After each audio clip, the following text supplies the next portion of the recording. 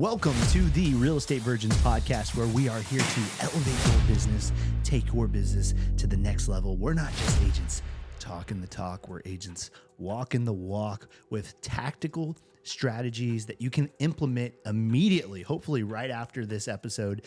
And we've got a ton of agents that have listened and have taken action and have gotten amazing results. And so we are so thankful for those agents that have listened and take action. And believe it or not, there's a lot of people that will listen, they will take notes, and they will not take action. And it's so amazing that that there are people out there that are like that. But we just want to thank you guys for the ones that are taking action, because those are the people that we want to surround ourselves with. Absolutely. What's going on, everybody? Jordan Brown at Jordan Sells ATX on Instagram. Thank you. If you're a returning listener, thank you so much for coming back. Thank you for the interactions online, for the conversation. I love hearing about what's going on in the market in other places. I love hearing your wins. So please continue to share those. Here with my co-host, who just absolutely nailed that intro, John Michael Perez. What's up, buddy? What's up? At John Michael Perez on Instagram and Facebook. Where are you at, Jordan? Instagram, Facebook, YouTube, you name it. It's all at Jordan Sells ATX, or at least I try to uniform it that way. And we just love connecting with you. And if there's anything that we can do to help in your business, that's why we started this podcast, babies. It's pretty cool to see a lot of agents following us from the podcast, and anytime they have questions, anytime you guys have questions that are listening, we'd love to be a resource for you so that you can kill it. Yeah. Shout out to you guys for listening. The whole point of us coming up here is not just because we like to hear ourselves talk. Although sometimes I do think I have a little smooth voice. Oh, yeah. Just kidding. Just kidding. Totally kidding. I absolutely hate my voice. But we love hearing that you guys are winning. I think it shows the heart behind why we started this was there's food on the plate for everybody. Mm-hmm. And in this particular episode, we're going to talk about, we've talked about kind of loosely the changes that are going on and some tips and tricks about this NAR settlement. But we haven't really dedicated an episode to diving more into the NAR settlement since the announcement came out that, from the verdict. Yeah. We had two or three episodes whenever that was going on, and kind of our raw reaction as to what our thoughts were, what our concerns were. But now, the dust has settled. Has it? Well, compared to a few months ago. I think there's still a lot of people that want answers and a lot of questions still that are not 100% resolved. Yeah, and we're not going to have that for you either. We're not your broker. We're not lawyers. So please, we're agents just like you guys, kind of talking about this. What are the facts that we know? What are the things that we're going to be implementing? How is the market maybe reacting and things like that? So that's mainly what we're going to get into, is just facts, things that we're implementing, our brokerage response, little things like that. And by the time you're listening to this, the previous week, is the official week of the NAR settlement starting, right? And yeah, so the 17th, if you don't know, August 17th is when this nationwide rollout for these settlement changes has taken place. However, for us here in Austin and many other cities nationwide, this has already began. Mm-hmm. I know for us, Austin Board of Realtors has started on the 13th. Yep. We're a couple days into it. We're already seeing the confusion online and people asking. And you know what? Buyers and sellers are going, what is this about? And they want answers, and join the club. I had a listing appointment last week, and they actually brought it up. They actually brought it up, and I had to explain it to them right then and there, and I just said, honestly, it's to your advantage to still pay a buyer's agent due to the fact that a lot of our competition will be, as well as they're going to be the buyers. It's in our favor for the buyer to be represented as well, right? Because they're educated, motivated. Mm-hmm. They have a realtor guiding them on deadlines. They keep them adherent to the contract. Exactly. And so, and they were, for the most part, pretty happy with how I explained it. And obviously, all of us guys are going to have to keep refining how we communicate our value, as well as communicate what this looks like, Yeah, there's not, until, I feel like if you're not comfortable talking about it, you need to get comfortable. I think it's a conversation that's going to get brought up more and more frequently. I literally, on the way over, I'm not BSing, had a client who is kind of in my CRM. She's a prospect for someone that's going to buy eventually, possibly next year. And she needs help with a lease. And she said, hey, Jordan, I want to go see this lease tomorrow morning. The old way of doing business was, hey, fantastic, let's go meet there. And we'll show it, and I'll get to work for you. I'll start opening doors. I'll give you feedback. I'll help you. And then you'll sign a representation agreement later. And I had to explain to her, interesting timing that you just reached out to me, because this is 2 days after there's been major changes. Like, we would have to sign. You sure? What? See, here's one example that I'm hearing a different opinion on. What are you hearing? Velma on our chat said that we didn't have to with leases. What do you mean? Yeah. What? If I'm not mistaken, I think that's what she said, that we don't have to have a representative agreement for leases. I don't know. Now, look, this is the heart of what's going on. Exactly. Now, I still think, and again, maybe I'm wrong. I very well could be that for lease. I think what's different with leases is that the MLS can continue to post compensation online. Gotcha. That I know for a fact. Now, granted, our MLS doesn't do that. They completely removed it. No matter if it's a lease, a buy, sell, it doesn't matter. Yeah. Zero talk about compensation. But that's our MLS. Yeah. So I do know that as far as from the NAR settlement, leases weren't touched from the compensation being included on the MLS. I don't know as far, maybe I'm wrong. Yeah. I do think that it's You're a good seeing habit. it in real time, us trying to figure this out. I do think that it is still a good practice to get it signed before going to work. Yeah. So anyway, but I literally just had that message come through, and how did she take it? It was here, like I'll read it. She said, "Oh, that's very interesting." Let me see here. She said, "Thanks for the quick response. That's very interesting. I can see how it makes sense, but interesting timing for sure. I too am actually going out of town tomorrow through Sunday, but not leaving until tomorrow afternoon. Perhaps to make things easier, I can just call the listing agent on it. That way I can get some more information before even scheduling a tour." I mean, there you have it. She's going, this seems complicated. I'm going to go straight to the listing agent. That's not good for you. But here's the thing. I told her, I said, look, I've got team members that can assist. So like, if you want to, like, I can still have someone help you out. What if you said, hey, let me reach out to that listing agent first? Well, yeah, I mean, I can if we want to. I'm not going to, because I'm not going to be there. And I don't want to, again, I don't want to get started on work if she's not going to use me. Yeah. This is where this conversation is important, where I'm not going to call on the listing agent, verify a bunch of information, because the way I've heard Holly over at EXP, who we were gracious enough to have on one of our calls, very high up executive at EXP, with the Wolfpack call that we were on, fielding questions about this. And she said, a good rule of thumb is if it's something that's beyond Google, if you can't Google it, you need a buyer's rep. Jeez.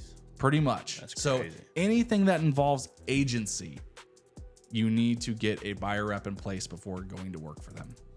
Again, maybe with leases it's different. I need to figure this out. Yeah. I do. Yeah. And here's the thing, guys, it might be different in your state. It might be different with your brokerage. And we're all still figuring this out. This is literally the week it starts. So. I literally called one of my lender partners today because I'm seeing mixed information online, and he confirmed too. He goes, we're getting mixed information about, can buyer's broker commission get covered by concessions but be excluded from the maximums, the loan maximums. So like, for example, if you're on a conventional loan for a primary residence with 10% or less down payment, the max seller concessions you can ask for is 3%. So my question is, if you are wanting to get your buyer agency covered within concessions, I've heard that you can ask, in this case, for 6%, where 3% is going to the buyer's agency commission, and then the other 3% is the normal 3% that goes towards closing costs, a buy down, or whatever. I've heard both ways, and he said, I don't know. He said, we're working on it. And like, these are questions that we're going to have to shift through because it's important. Yeah. Now, here's the thing. One of our friends said, it's like going into a jungle, and sometimes you have to pave your own path, or if there's other people that are paving a path, and maybe they're going to get in trouble for paving a certain path. So then when we go make our own path, right? And like, we're literally going to have to go through this jungle, figuring it out together. I'm thankful for the group that we have because there's lots of people, like you just said, Velma said something and I'm like, great. She must have already looked into this. Yeah. She's been on every single, what she said was she's been on every contract call and a lot of this NAR stuff. So, yeah, that's good. Yeah. So learning from others, again, love our group, man. Lots of people sharing their experiences, their things the insights that they're getting. Cause you as an individual agent can only be so many places at once. Mm-hmm. And like, maybe that call didn't work out because I had a meeting, but I can still learn and people are sharing what they learned, which is great. Yeah. Hey, so you bought a new drone recently, huh? Yeah. Before we get into the I guess the bulk of we kind of started, but yeah, I bought a new drone DJI Mini, I believe, and it's like it was only like $300. I was pretty pleased with it. Is the screen on the? No. So that's like an upgraded package to get where the screen is on it. So I have to plug in my phone, and my phone acts as the guide basically. Mm-hmm. But 4K video, $300, a drone. I'm here for it, and I think it's gonna level up my marketing material. 100%. It's gonna allow me to see things like maybe roof condition a little bit better. Mm-hmm. All these different applications that I think drones can come in handy for. One time I had a buyer and they had a question about a roof, and I just so happened to have the drone in my car. And so I just plugged it in, and a lot of y'all may be intimidated by drones, but it's pretty user friendly, right? I haven't flown it yet. It's very user friendly. Like I went through the videos and I was like, oh God, like I'm gonna mess this up somehow. You won't. And the cool thing about underestimate my capabilities. The cool thing about DJI is that it can detect if it's close to trees. It can detect if it's close to like wires and cables, and so it'll actually go. It will go against your command if it's sort of like on a Tesla, like when it starts when you start going over the when line, you veer too far and it like corrects for you. It corrects for Interesting. you. Yeah. Okay. Yeah. Well, great. I don't know. Maybe that's in like the $900 package. My little $300. I'm gonna be breaking all kinds of ruls and laws. And no, there's more to it than I thought too. Like you can't fly higher than 400 feet without like special FAA clearance and stuff like that. But they have those limits and limitations on the app too. Yeah, which is cool. My brother, we went on vacation. He brought his drone and he showed me. He's like, look, when I get to 400. It gives me a warning. And it's like, hey, stop. Like go back down, which is cool. Yeah. Another kind of life update is Katie and I are considering, and I know I've talked to you about this, but to give you a little insight into our life is we bought in 2018 from a okay realtor. Yeah, he was okay. Named John Michael Perez. And we bought in 2018. House was lower. We did a USDA 0 down loan. Refinanced in 2020. How much did you pay down on that house? 0. I got a refund at closing too. You got a refund at closing, which was really cool. Wow! And your house is worth how much more now? I would probably net about $180K from a sale of it right now. Oh, your realtor did it really good. Yeah, he was all right. Got money back.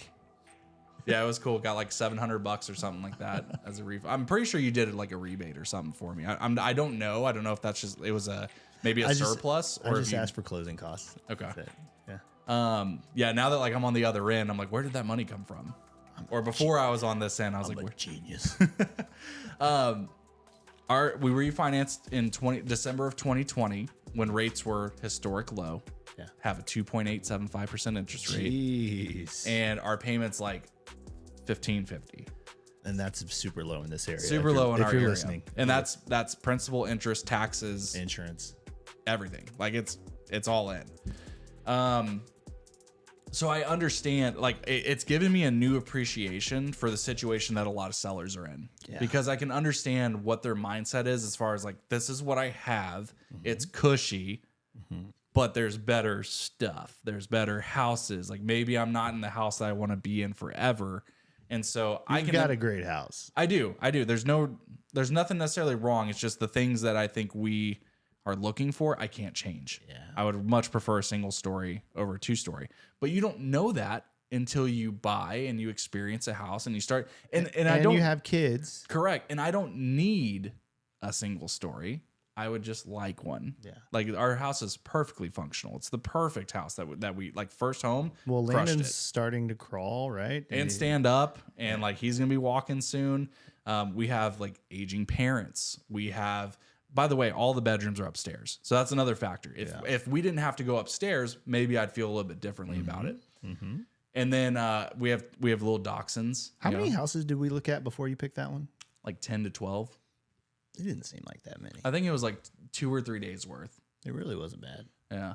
And what was cool, and this is just like kind of a notation for you guys, is, and it doesn't always work out this way, but I know for me as a first-time home buyer, I knew. Like, I don't know if you remember this, but Kate and I, we looked, again, I think we looked at 11 houses before going to see this one. We opened the door and we like instantly looked at each other. And we were like, this is it. Yeah. We hadn't even seen the rest of the house. And we're like, dang, Yeah. like this one feels good. Yeah. And it wasn't perfect. We had carpet that we've since replaced. We did some upgrades to the kitchen, but the space felt so good. And I think as a first-time home buyer, you can oftentimes, not everyone's going to be super excited, but sometimes you can just see on your client's face, like now that I'm in real estate and I'm a realtor and I go help first-time home buyers, I'm picking up that they do that same thing where we go and look at options and maybe they're not as excited about some things, but then, when you find the one and they walk in, they get all starry-eyed. And the key tell for me, I got to FaceTime dad. Oh, yeah. I got to FaceTime somebody. Like, I got to show them this house. There was FaceTime back then? No. I'm saying like nowadays. Yeah. Oh, you're talking about, buyers now. Yeah. Like when I'm helping buyers, I know that, this is a contender when especially when they're like our age, like younger millennials, and they get super excited. And I see a lot of myself as a first-time home buyer and my clients, which is cool. Yeah. First house I ever bought, we purchased it without my wife seeing it in person. And actually we did have FaceTime back then because I remember FaceTiming her at the house and she was like, I trust you. And so we went under contract without her even seeing it. That's wild. It's pretty crazy. And it ended up being an amazing house, and a good investment too. 100%. You made some money on that, which funded your next project or your next house, and which just compounded into better, bigger and better deals. Quick lesson to if you're maybe you're a realtor and you haven't bought your own home yet. Your first house does not have to be your dream house.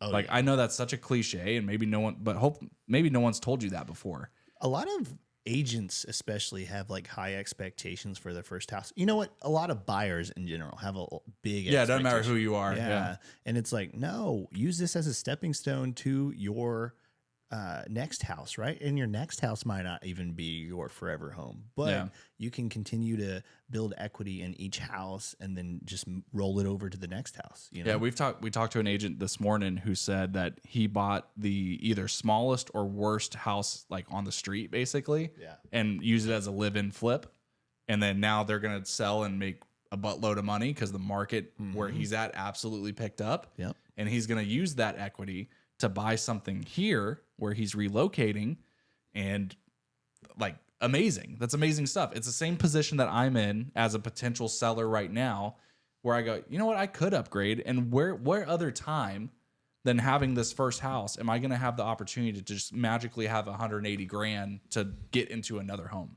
Yeah. So it works out sometimes. Shout out to Sergio and Pablo for just joining the Wolf Pack. We're so excited to have them. They're crushing it in South Austin. They've really, you know why they're crushing it? Not just because they're consistent, not just because they're hard workers. They niche in on their crowd. Yeah. They understand, like they hit the Spanish market so well. Mm-hmm. I mean, I was thinking about that, and their niche is the Spanish market, Hispanic community, and what's cool is there's not many agents or not enough agents that have the answers for that community, Yeah. right? And so they have the answers, as well as they're in a good area, that South Austin area, where there's a lot of other people just like them, right? And so it's easier for them to find clients as well as have the right answers for them to get the right house for the right client. Yeah. And the sooner you can niche in on who you want to work with, and you start asking yourself, what are the problems this community faces or this demographic, whatever your niche is, and how do I play into that? What loan program works best for them because of XYZ, right? Yeah. Or no social or whatever, it's and there are loan programs for certain situations that will help, and get them in a home and help them not be forever renters, and one thing is I'm half Mexican, and I know in that community that I'm in, my own grandpa, like he thought that he had to put 20% down, right? And so, and he thought, he could pay in cash, like literal cash, not like not wiring, like right? certified funds or something. Yeah. So demystifying those myths to the people that think, oh, I need 20% down. You go to, one of these new builds and it's like, no, you can do 3% down and we'll pay for your closing costs and we'll get you a decent interest rate and you don't have to have XYZ, Yeah. Niching down, man. It's kind of the most slept on thing that you can do, especially for social media. The videos and messaging that you're broadcasting to this broad audience. I think a couple of things happen. When you're putting a message out, we think our message is so important and that everyone sees it and they go, oh yeah, like Jordan's spitting good stuff right now. But unless you connect with that person or you identify with the issues that they're going through, it sounds like a million other realtors all going, I'm a realtor, use me. But if you can get down to the heart of like, I'm talking specifically to you in your situation, and I relate to it, or I've helped many people go through this, and this is what I do for your community, for you, and this is how I play that part. Yeah. Which is dope. And then also getting that community to ask the questions that they need to ask to themselves, right? Like, oh, can I buy a house? Oh, I don't need 20%. Oh, blah, blah, blah. Like getting them to ask those questions, right? So like, so that now it starts imprinting on their mind, like maybe it is a good time to buy a house. Maybe I can buy a house, right? Like for me, I didn't know about the USDA program when I first bought my home. And then I was introduced to that program and I was like, whoa, I can buy a house with less than, X amount. That's awesome. I have a real quick win story about USDA. When I was helping Andrew and Brittany buy their house, the realtor who had their house listed had no idea what USDA was. Oh, so therefore, on the criteria on the MLS, as far as the acceptable financing, didn't have USDA. Yeah. And so when I pitched my clients to him and I said, hey, they're going to use a USDA loan for this, he was like, what is this? So like I had an opportunity to educate him and got it accepted that way. Yeah. Which is cool. Just looked on the map. I said, look, your property is located in an eligible area. Let's get this thing done. Yeah. And we did. So awesome stuff there. I saw an opinion on Facebook that I want to get your reaction or opinion to, because it kind of resonates with me a little bit. It's maybe a little brash, but she shared this in the one of the real estate mastermind groups. This is her post, not mine.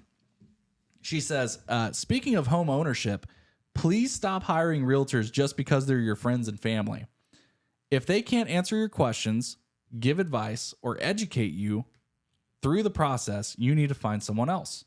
Y'all decide to work with uneducated and inexperienced realtors because y'all are cool. But then you want to text and call other realtors when you have questions. No ma'am, no sir, no they/them. That's very inconsiderate. That's not how it works. Hire who you really need. Being a realtor is a job, and picking people's brains or using their expertise for free is not cool. The wrong realtor can cost you more money at the closing table and or over the lifetime of your loan. Okay. Sounds like she has a personal story that happened to her and she is venting on Facebook. Right. And I mean, I've been in the position where I was a brand new agent and I've been in several positions. Somebody didn't use me. They were my friend because they didn't think I was experienced enough. You went through that. I've also gone through where people used me just because I was their friend and they didn't even care if I was that experienced. Yeah. Right. I think that it's ultimately up to the client, right? Yeah. What do you value? I mean, if you want to honor a relationship, who am I to say that you shouldn't do that? Yeah. I do from a brass tacks, like a black and white perspective. I do understand. Like Which part? her being a little more critical of like, yeah, don't like. Honestly, is it your best move to use someone just because you're cool with them? Like, it's tough because like someone took a chance on me, and I feel like there's a lot of stories of people who have successful careers where someone took a chance on them despite their inexperience because of the personal relationship. So who am I to say that you can or can't? But I understand where she's coming from. I think it's a perspective thing, really. It's, what side of the coin are you, right? Are you the agent that's new? Are you the agent that's experienced? And are you the client that's more loyal, or you're the client that is more worried about experience, right? And I think that there could be a good thing on both sides of the coin, where it's like, hey, I know you're brand new, and I know you're one of my best friends, but what we're gonna do is I'm gonna hire you, and then also, if you don't mind, I'm gonna just double check things. Is that or do you have a team that is helping you? Like, that's one point that I think our agents who partner with us who are brand new do a really good job of, is saying, you're not getting just me. You're getting this incredible group of realtors, experience, thousands of transactions amongst them, tons of a wealth of knowledge. Yeah. So despite my experience, I'm going to have answers for you. And don't overstep your bounds either. I think I've mentioned this many a times on this podcast, is be honest with your people. If you don't know something, say, you know what? I don't know offhand. Let me get that answer for you and I'll get right back to you. Yeah. And let's look at it from that side of the coin, where you are the brand new agent and you don't want to lose out on business because you're brand new, right? You got to do exactly what you just said is, hey, it's not just me. You've got a team behind you, right? And, me and my team do several trainings, and we want to make sure that we represent you at the highest level.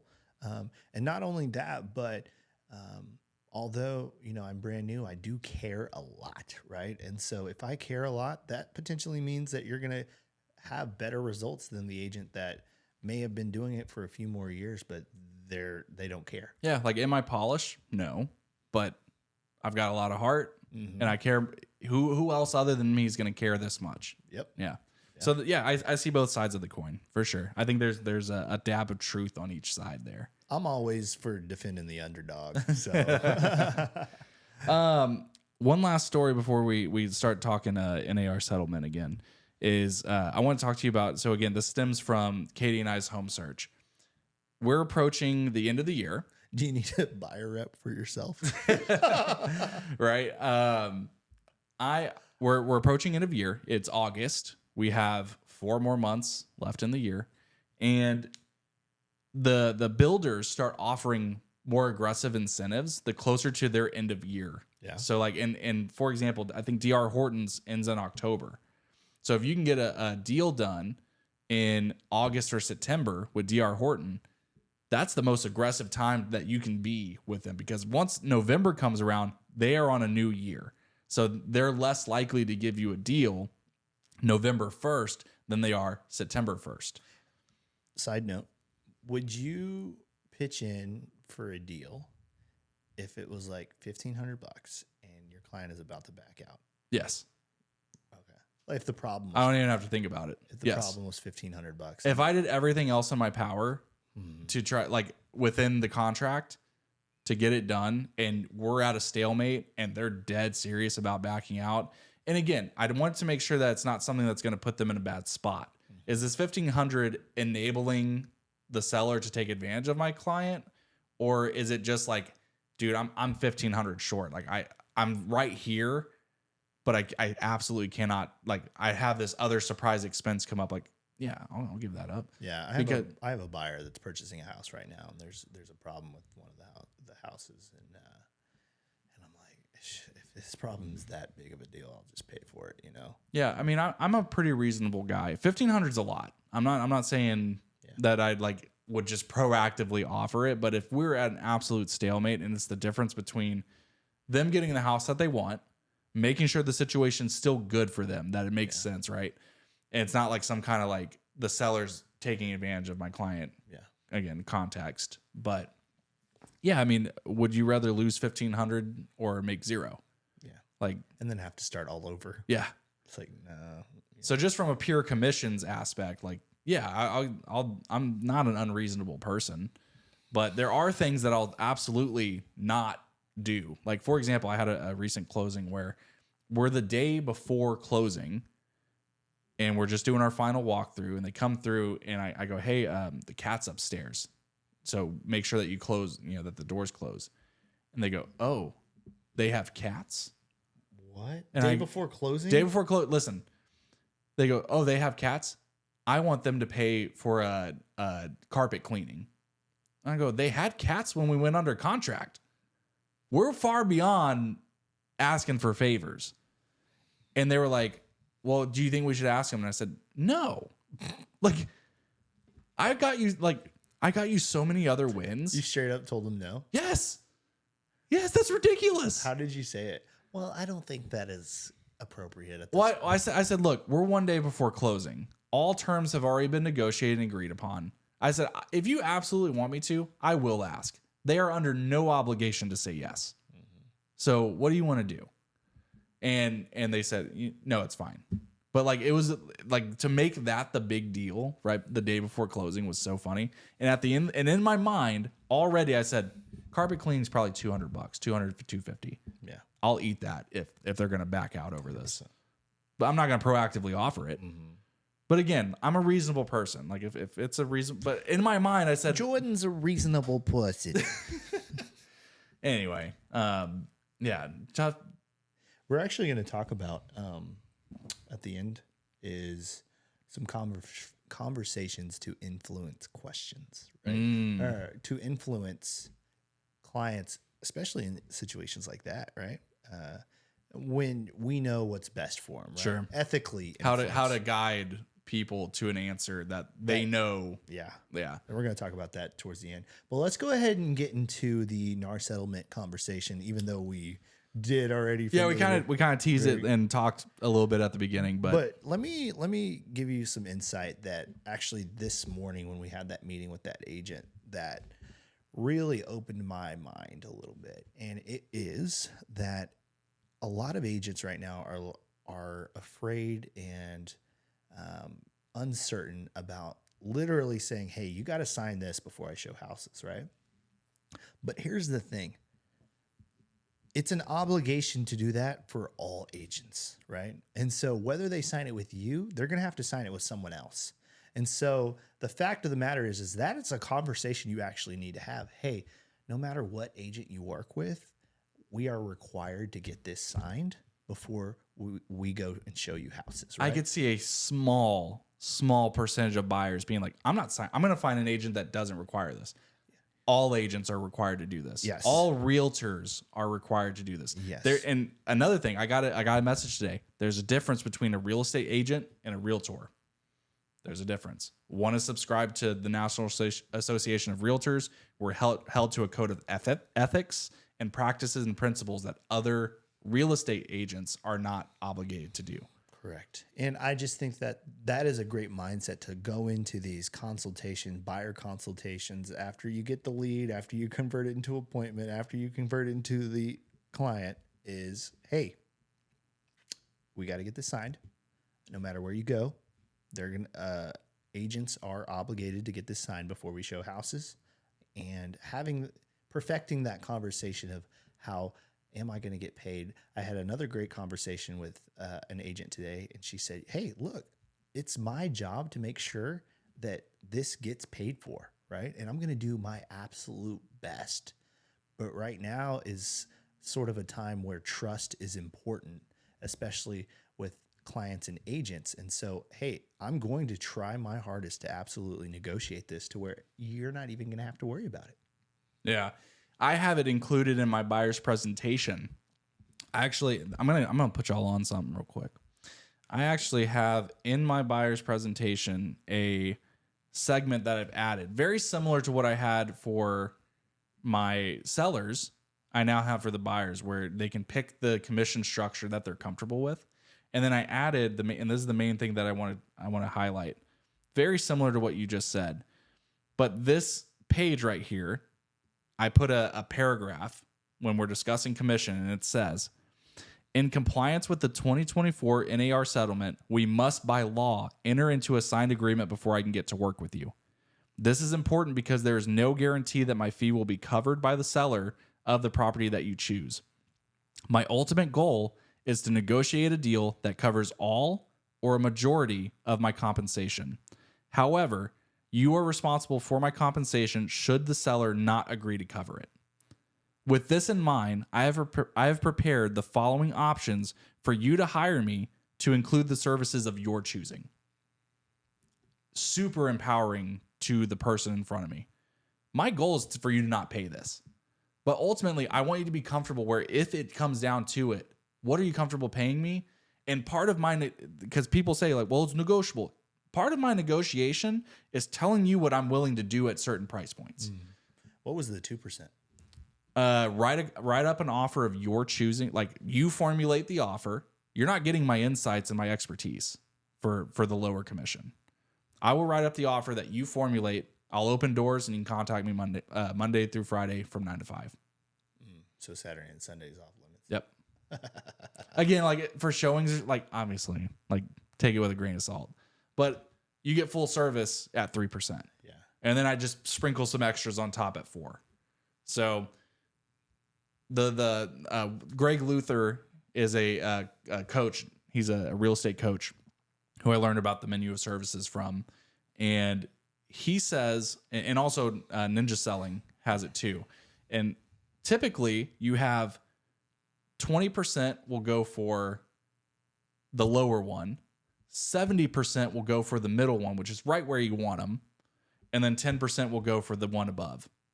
So it's pretty much actually better, potentially. Potentially. Again, depending on what you're offering and how much it costs and all that good stuff. Yeah. One thing I'm going to brag on our brokerage is that the contracts and agreements that they've put together recently is very easy to understand, and it's very human. It's not robotic and filled with like tons of legal jargon. Yeah. I really like that. We just got a compliment on that from a new agent that just joined us, and it was really cool to see because they, first day joining. Like we didn't ask for feedback. They just felt the need to say like, hey, like I love this. This is much easier to understand, much simpler. Speaking of first day joining, got under contract, house under contract, and a listing. Like crushing. These are not typical results. However, it's nice to see, Yeah. So I think as long as you're empowering people, you're transparent. And another thing is if this agent or if this potential client on the other side is saying, I'm going to go find someone or like, well, this person didn't say that I had to do that. Well, do you really want to work with someone who day one is looking to bend the rules? Yeah. How do you think this is going to work out for you? So lots of, I think that comes from a place of confidence. Practice your scripts, feel confident in what you bring to the table, feel confident with the legal ramifications and requirements. And we're going to actually get into a little bit of like the major changes right now. So, like I said, there was a lot of, if you go back to our previous episodes, John and I were kind of like, some of it was clickbait, some of it wasn't, but there's just general mass confusion as to what are the changes going to be. And here's the 3 major ones that I see that are now in place. So number 1, we already talked about buyer documentation required before showing houses. This forces a conversation that most people avoided until they were making an offer. So I've talked to a lot of agents today, and one of them is brand new, one of my mentees, and he's like, this guy wants to go look at this house. When do I need to send him representation documents? I'm like, bro, you got to have this conversation. You got to say, look, Now you can almost take the responsibility off of you. Hey, it's a legal requirement that we talk about this now. Then I'm happy to go show you that house. Let's do it. But first, I need to talk to you about what I like. Let's make this an official thing. I'm excited for the opportunity to create efficiency with this situation, right? And so what does that look like? Hey, yeah, no problem. I'm going to send you a link. If you don't mind, sign it on your phone and we'll go take a look. Yeah, this is this makes you and me official so I can get to work for you. Easy. You know what I mean? Like there's going to be an opportunity for either an app or like an easy agreement where it's like an app would be great. I know. Hey, I'm going to send you this over. This is just this is an agreement that allows me to represent you as well as it goes over my commission, you know, and even if you need to set up a consultation, you can do that as well. I also know that Texas Realtors made a short form and a long form. So for representation. So if you want just a nice, clean one pager, there's that available. So that's nice. So that is cool. And check your local, wherever you're listening, check your local association, see what they've implemented, because Texas Realtors, which is not anything tied to EXP, it's not tied to our specific board of realtors. It's all of Texas. Those documents, they have a short form and a long form. The long form has more protections for you as the agent built into it. So you can use whichever one you want, but you have to get one of them signed, or your own brokerage's version, whatever you choose to roll with, you got to get one of those signed. So that's not new. And I heard that there's some pretty hefty fines going on. Oh yeah. I heard upwards of like $5,000, and I don't know what violation that's for. I don't care. I'm not going to find out. That sounds ridiculous. I don't think one was 500, and I heard up to $5,000 for maybe it's for your brokerage gets fined $5,000. Something. I don't care. I don't want it to cost anyone any money, especially myself. Yeah. So I'm just going to follow the rules. Easy peasy. Number 2, paperwork has been updated to make it abundantly clear that commissions are negotiable and not set by law in any way. Always has been. If you haven't been communicating that, your paperwork will do that for you now. What if you said something to this effect? This is just an idea. Maybe I shouldn't even say this on air. Why is it valuable? It's not. It's a little tricky. So I don't know the legal ramifications. Okay, then don't say it. I'm not going to say it. Go ahead. Keep going. Edit that part out, right? No. Yeah. So your paperwork, there's been updates. Our buyer and listing agreements have been updated, and in fact, most likely, if you have an existing agreement in place, there's amendments to those agreements that you need to get signed. That's what I was going to talk about. Yeah. Basically, hey, on paper, I'm going to charge you. All this is in theory. Like, again, we're not lawyers. We're not your brokers. Yeah. This is me and John talking about like our experiences, our concerns, and everything. So like, don't take anything that we're saying here as advice for things that you need to do as far as amendments and stuff. So just to get that out of the way. If it makes you feel comfortable on this agreement, I'll put 1%. But I'm going to fight for 3%. And when I get that 3%, we're going to have an amendment for you, right? And just for people that may fight back, right? It's like, no, I don't want to pay that much, right? Now, is that lowering my value? I don't know. But at the same time, that's the importance of relationships and communication, right? And so it's like, okay, I understand you don't want to pay 3% on a $500,000 house. That's an extra $15,000, right? Well, what if we do 1% and we have an agreement, a verbal agreement that says that if I can fight for that extra 2%, that you are willing to do the amendment, right? And I don't know if that's. I think the tricky part would be getting the client is technically under no obligation to agree. For sure. I mean, even though there's a verbal agreement, there's nothing forcing them to sign to get. You could fight for it and get the seller to agree to it, and still not get paid that because there's no agreement between you and your client. For sure. Maybe. But if there's that much friction, I'm probably not working with that client. That's true. Like most clients want me to be taken care of too. So yeah, I'm worried on certain situations. I don't want to talk about it online, but I just think to CYA, or what is it? CYA. Yeah. Yeah. I just don't want to. Yeah, That's okay. We can move on. Yeah. So the third and last thing that we're going to talk about today, as far as the major changes, is that offers of compensation have been removed from the MLS and are prohibited from being advertised on any source connected to the MLS. So what if there was like a certain code and you texted the agent a code, or maybe like text this number for agent information, right? And then once you text that number, it sends an information website, because that would be 2 clicks, right? It has to be 2 clicks Like away. twice removed is what they said. So if you text and then get a link and then click the link, that's 2. Right? I mean, I've got an idea. I mean, you could just call the agent. That's true. But like, what if there's, what if it's 2020 and you have 15, 30, or you're Sue and Kim and have 30 listings, right? Well, I've seen a lot of creative ways. I've seen sign writers that say buyer's agent commission or like what they're offering. Yep. You can even put it on flyers, that printed flyers that you have at the house. Really? Yes. Anything that's not tied to the MLS. You can make even private websites for example, if you make a landing page that, again, is not fed by the MLS, that's property specific, you can advertise it there. It just cannot have an MLS number, blah, blah, blah, blah, blah, fed by MLS, ABOR, like none of that. It can't be attached to MLS at all. At all. But everything else is fair game. Gotcha. That's not bad. Yeah. There's ways around it. Guys, this isn't that bad. It's really not. I've told the guy that we met with this morning, I told him, I feel like it's semantics and paperwork that's different. But sellers still want to sell their house. Landlords still want to lease their property out. Mm-hmm. And I think there's, again, a small percentage of people who sellers are going to go, I'm not paying anything.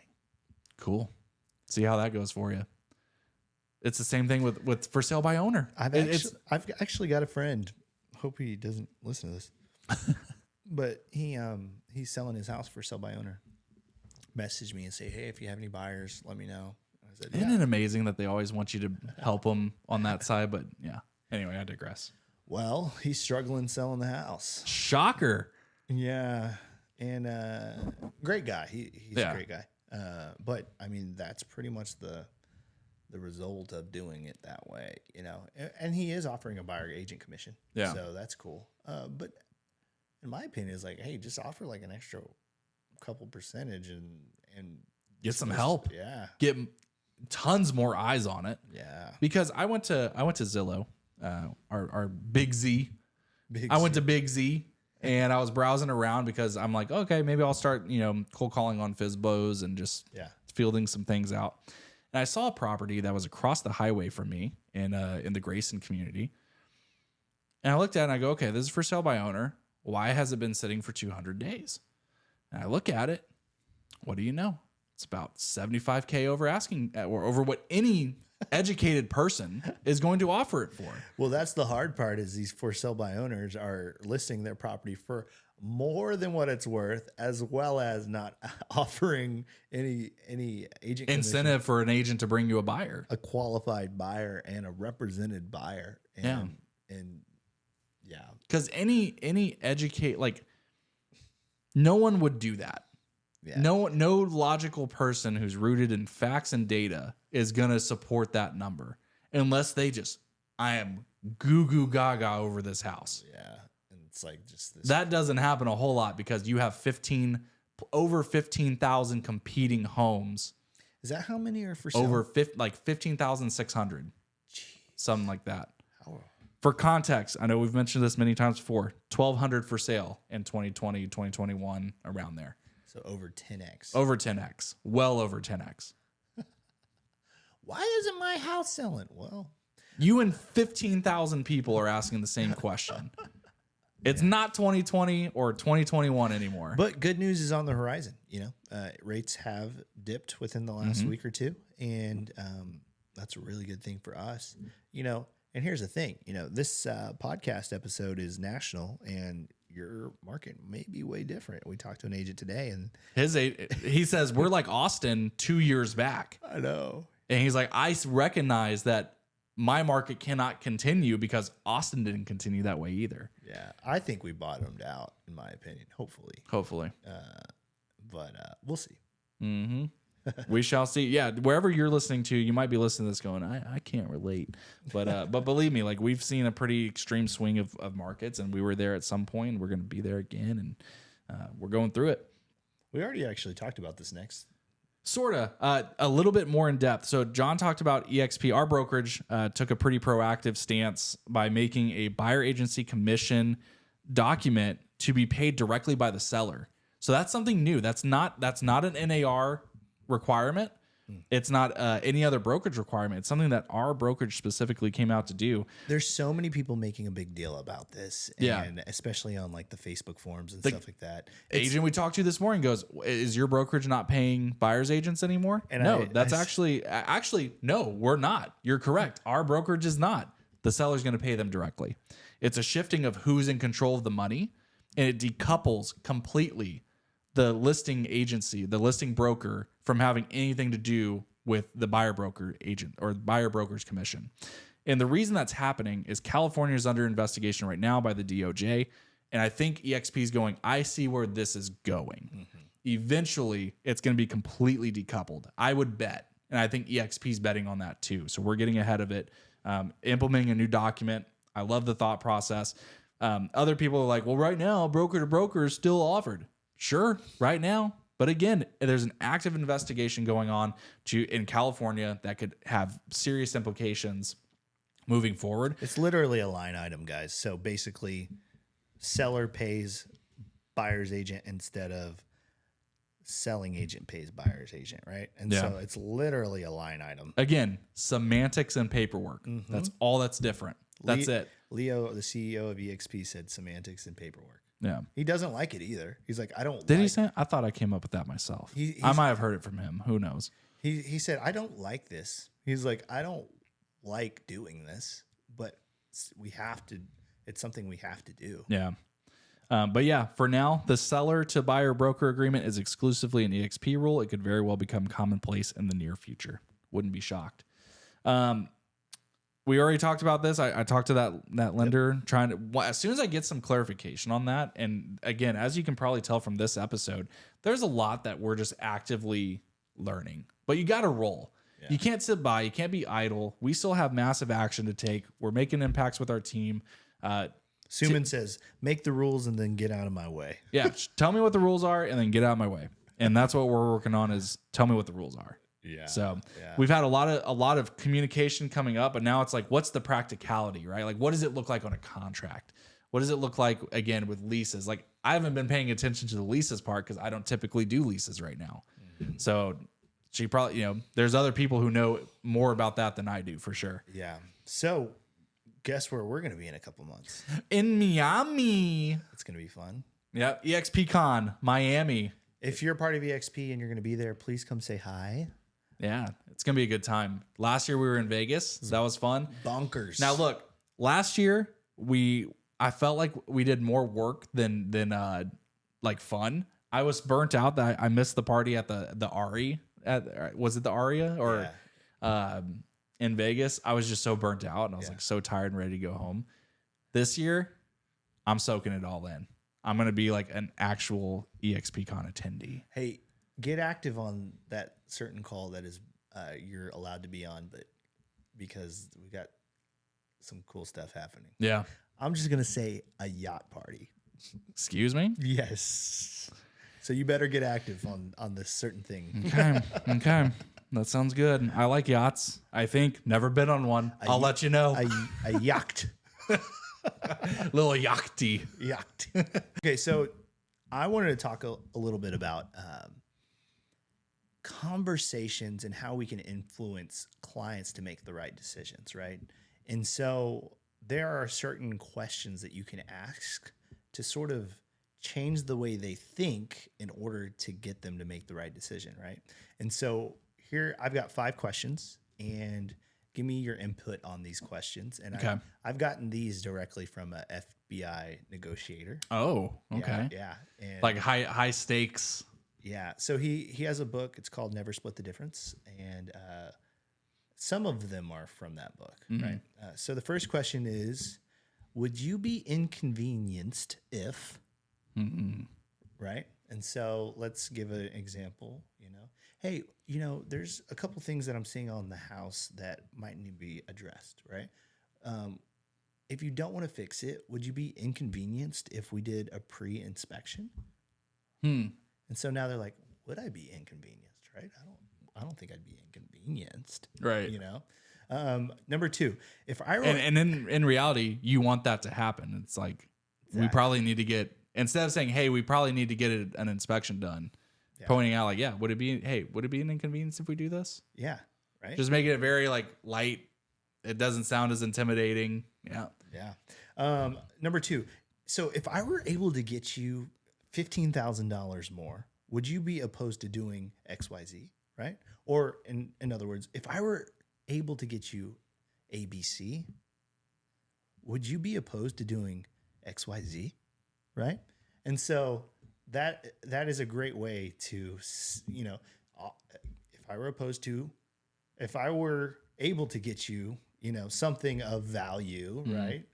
So it changes the way they think, oh, he can get me that if I do XYZ. And I think what's cool is this one I've used not just with clients, but also other realtors, where one of my most recent listings, I knew that the timing was super important to them. It was the most important thing. We needed to get out of option period as quickly as possible. There were 3 days left in our option period, and they came back and asked for repairs. They asked for $700. And in my eyes, I'm going, $700 is nothing. And especially them, I got them $20K over what they expected. So what's $700? And I pinned it to them, to the agent who was buying it. If I could get you that $700, would you be willing to end your option period? Before I go to my seller, if I'm able to do this, would you do this? And it worked out. That's exactly what happened. Yeah. So these are influence questions / negotiation questions. Number three, if I were able to XYZ, would that be a win for you and I? Right. And so I changed it a little bit, but a win-win, right? So that's really the main thing, right? Is whenever it's a negotiation or an influencing opportunity, right? If you say the word win-win or the F word, which is fair, right? Do you think that would be fair? A lot of people want things to be a win-win, right? They want things to be fair. So that's why I use the win-win or, hey, I think that this is a fair option, right? Number four, and this is sort of similar to number one. Is it a ridiculous idea to XYZ, right? And so people are like, is it a ridiculous idea? I don't know. And then number five is, are you against XYZ, right? And so these are just sentences. It's almost like instead of saying, I think you should do this, it's, are you opposed to this? Like, it's a softer introduction to the idea. And it's an empowering introduction to the idea. Well, you're giving them the power to tell you what they feel about it, as opposed to you saying you need to do X, Y, Z. Yeah. And one thing to get into deeper conversations is straight up asking, how do you feel about that? No. Or, instead of getting super surface level where it's like, I'm having a great day. Oh, you're having a great day. What does that look like? Right. And so now you're getting deeper. What makes it so great? Yeah. Exactly. I heard something really good recently, and it was like, when you ask your kid, hey, how was your day? And he says, it was fine. Right. And then it just stops. There, right. Yeah. It's like, oh, fine. You repeat what he says, fine. Or even say it in a different way. What made it fine? Yeah. Or even saying it in a, just repeating the word he says, like, fine. Right. Like, then, I'm curious. Yeah. Like what you said got me curious. Yeah. And so then he'll go deeper into explaining what that meant. Right. And then the next little tip that I wanted to talk about is, if you want more clients, you need to become better at converting leads to appointments. Why is that, Jordan? Well, so when you get a lead, they're cold. And the quicker you can warm them up, the more, the hotter that the lead becomes, the more likely you are to convert them into an actual client. Yeah. And so we call it speed to lead. Speed to lead is really important. How do I go from the most informal communication available to the most intimate, where hopefully I'm getting them, I'm going from this black and white text to on the phone where they can hear me and they start, associating the voice with the face online, with the idea of who I am, and then converting that conversation into, let's meet up and talk about this. Yep. And now, if I can go from that level of communication, the very informal one, to the most intimate first, I have a very high likelihood of converting that person to work with me. And a lot of agents, they spend too much time on the texting and emailing and not enough time on the phone call and the in-person meetups, right? And so we've said all the time, when a lead comes in, you've got 5 minutes. You've got 5 minutes to reach out to them. Yeah. And the old me, when a lead would come in, would say, "Oh, great. I love it. Like, I'd love to help you. Tell me what you're looking for.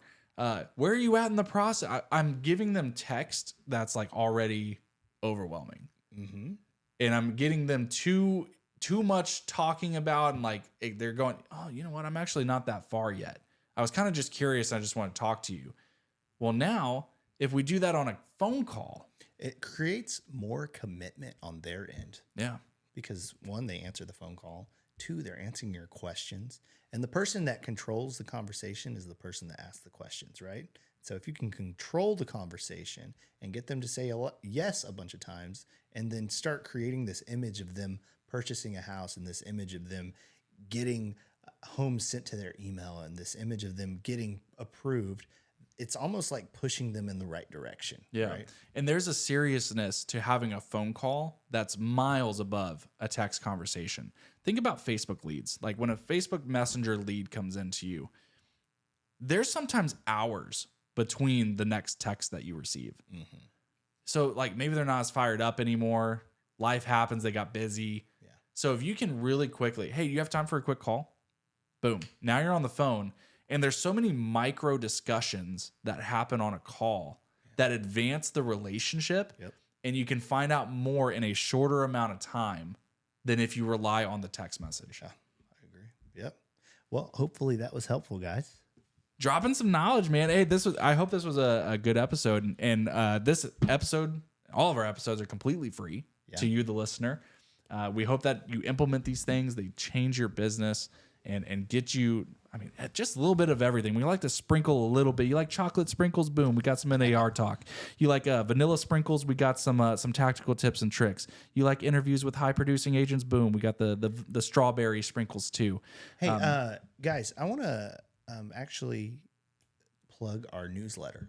We've been sending out newsletters to not only remind you about the podcast, but also tips and tricks as well on the podcast. So if you get the opportunity, go to our Instagram account and sign up at Real Estate Virgins Podcast and sign up for the newsletter, because they're super valuable, and we're not pitching anything. So it's just great value and tips and tricks that will potentially help you sell more houses. Yep. And again, it's free. The best compliment that you can give us, if you learned anything here today, give us a nice little 5-star review on whatever platform that you're listening. If you're on YouTube, leave us a comment and a thumbs up, and share it with other realtors. I feel like there's opportunity for you to influence positively. You don't have to teach everyone everything, but people who need this information. Yeah. And all you got to do is hit that share button, send it to a friend who could utilize this info. And again, we're just here to help you. We love connecting with agents from all over. We've got some great conversations going on with people from all across the country. And that's what we're here for, man. Yep, I agree. So thank you guys so much for listening. Love y'all. We'll see you in the next one.